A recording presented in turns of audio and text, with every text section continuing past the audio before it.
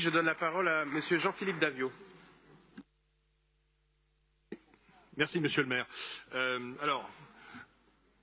On ne présente plus la Maison de l'Europe parce qu'effectivement cette délibération revient chaque année et mon collègue Jean-Didier Berthaud en a rappelé les principales missions.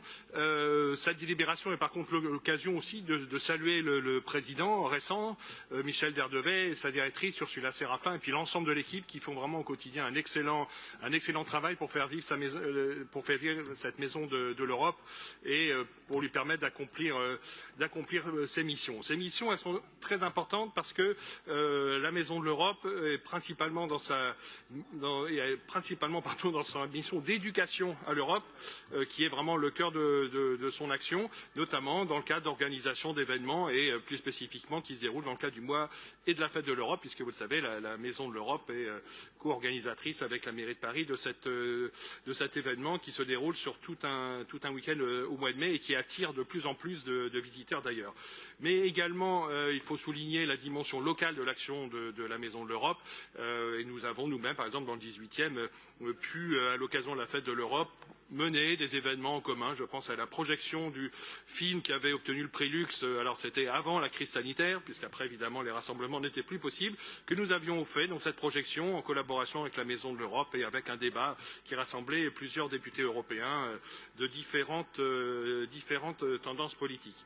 Alors, le rôle de la Maison de l'Europe est d'autant plus important ces années, si je puis dire, que ce rôle évolue. On le voit année après année et surtout crise après crise.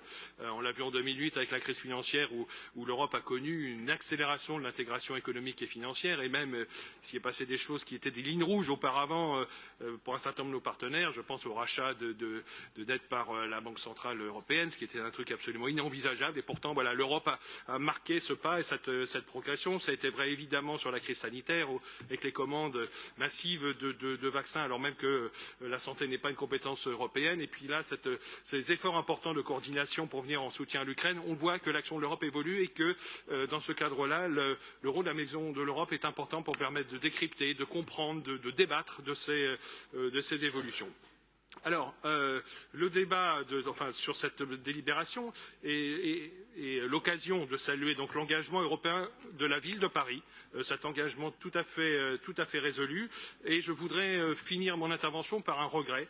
Je regrette infiniment que cet engagement très fort de la ville de Paris ne soit pas doublé, si je puis dire, par un engagement aussi fort de la région Île-de-France, qui depuis 2015, et je l'ai déploré régulièrement lorsque j'étais conseiller régional, s'est totalement désengagé des politiques européennes et aujourd'hui se contente de gérer les fonds européens mais n'a absolument plus aucune action propre. Et pour donner à peu près une proportion aujourd'hui, ce que donne la ville de Paris, 160 000 €, c'est plus de 10 fois supérieur au financement de l'année dernière de la région Île-de-France pour la Maison de l'Europe. C'est un vrai regret.